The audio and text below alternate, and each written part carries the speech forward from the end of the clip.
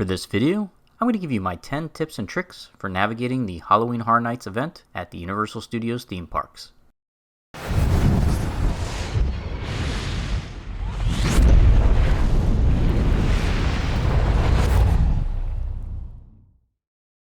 Universal Studios and Islands Adventure are probably my favorite theme parks around. For the longest of time, they were kind of the underdogs of the theme park industry in Central Florida, but they have just grown and grown in popularity over the years to where they're now starting to eclipse Disney, which is amazing.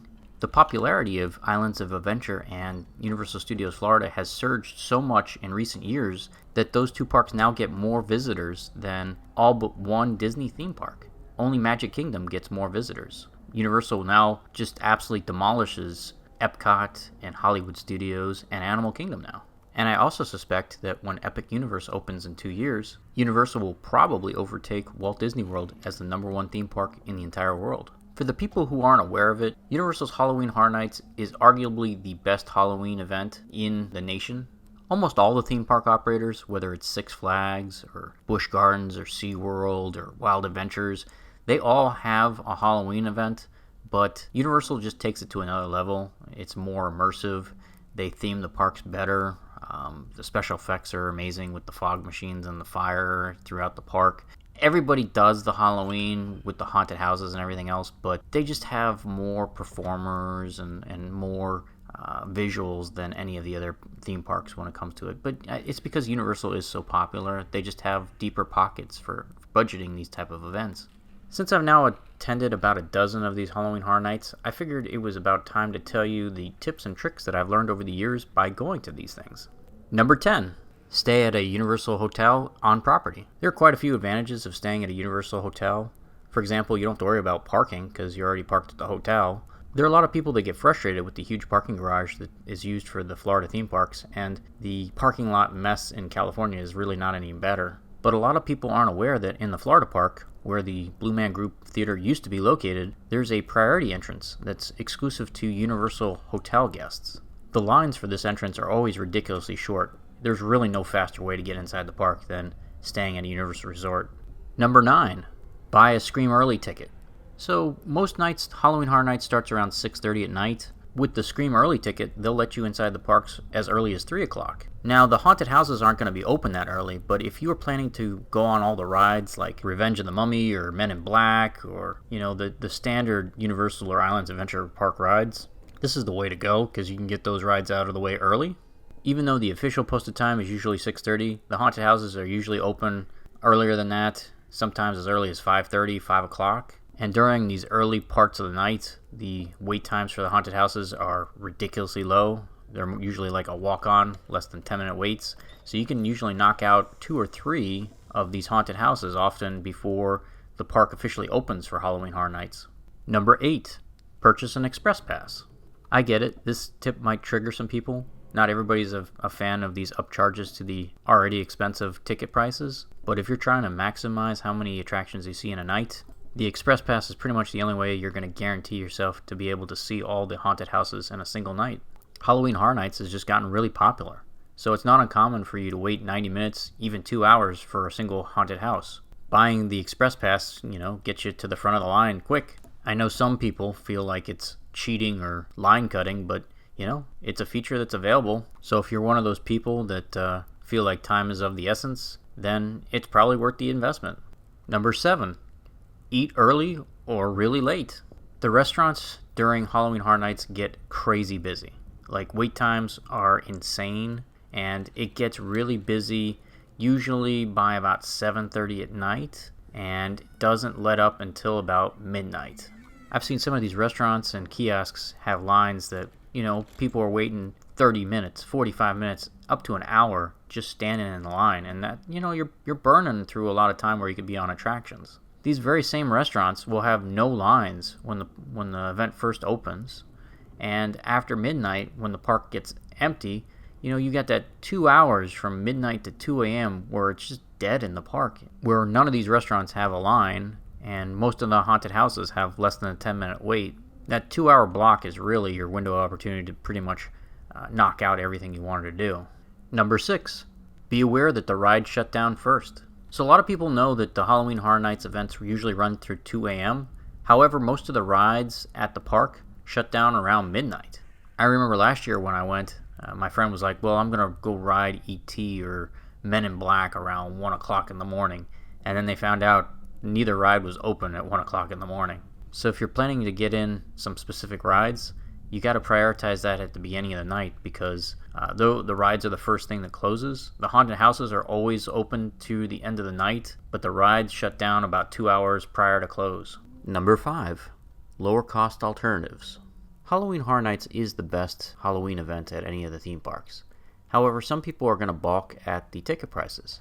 You know, a single night is going to run you $70 to $80, and once you start adding things like the Express Pass, the ticket price can really skyrocket. You could be looking at, $200 for a single night of entertainment.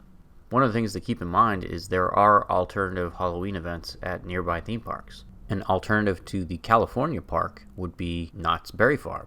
Their annual Knott's Scary Farm is a pretty great Halloween event. They do a lot of great attractions and haunted houses. And in my experience, Knott's Berry Farm's ticket prices are generally about 40% less expensive than Universal's Halloween Horror Nights, so just keep that in mind. If you're looking for an alternative at the Florida parks, both Busch Gardens Tampa and SeaWorld Orlando have a Hollow Scream event. Out of those two events, I think the Busch Gardens version is superior. And the ticket prices for Hollow Scream are about half the price of Halloween Horror Nights, so it's a good option. Number 4. Go on a non-peak night. Halloween Horror Nights has gotten really popular. So popular, in fact, that many nights the parks actually max out in capacity. And I'll tell you, when it gets super crowded like that, it's not a pleasant experience. Wait times for all the haunted houses are almost always 120, 160 minutes. If you want to eat something, you're looking at an hour in line. So the first thing you should know is weekends are always busier than the weekdays. And this event runs 2 months out of the year, September and October, and October is always way busier than September. So if you want to see all the attractions as quickly as possible, you probably want to go on like a Wednesday or Thursday in September, because that's going to be way less crowded than, say, if you went on a Friday or Saturday in October. And if you go on actual Halloween, forget about it. It is super crowded. But I realize some people love it because there is a certain excitement in the air when you go to Halloween Horror Nights on Halloween itself. I've done it a couple times. It is wild, but don't be surprised if you only can see 2 or 3 haunted houses that particular night. Number 3, purchase your tickets in advance. Universal Studios is just a very popular park nowadays. And if you are going to wait in line at the front of the gate, that's going to be anywhere from 30 to 45 minutes of time that you lost being able to go to a scare zone or a haunted house instead. Buying the tickets online also is cheaper than buying them at the gate.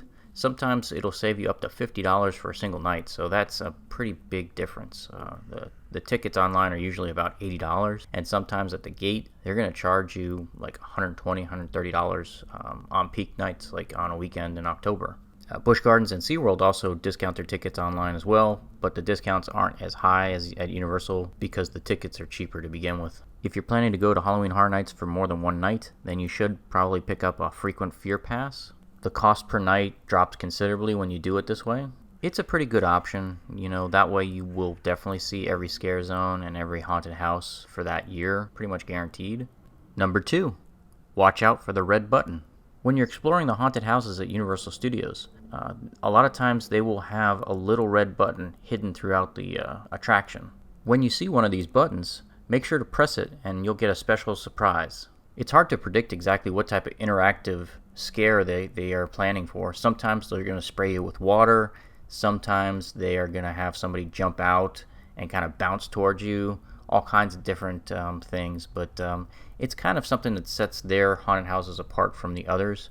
I've never seen anything like the interactive button at the haunted houses in SeaWorld or Six Flags. This is one of the aspects of Halloween Horror Nights that's been exclusive to the Universal Park, and it's one of the ways they stand out.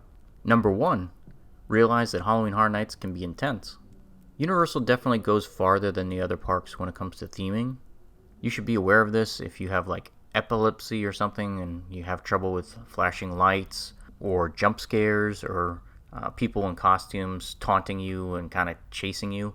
There was a night I remember where it was the same actor who actually kind of chased me and my friends around the whole park for almost the entire night. There's a lot of screwed up stuff that they depict in the haunted houses, especially. Like, I remember going into a locker room, and they had like some pretty risque dressed people, as well as they deliberately have the place smell like urine. And so if you have a problem with strong smells or odors or fire effects and flashing things, then this is a pretty intense event. If you suffer from anxiety or any kind of like claustrophobia, then this event might not be a good fit for you. Or if you're aware of those type of things, at least come with friends who can maybe kind of balance you out. Also, these events are really geared for adults. I would not bring any kind of children under the age of at least 16. It's probably possible to sneak in kids younger than that through the front gate, but they just don't belong here. There's so many adult themes.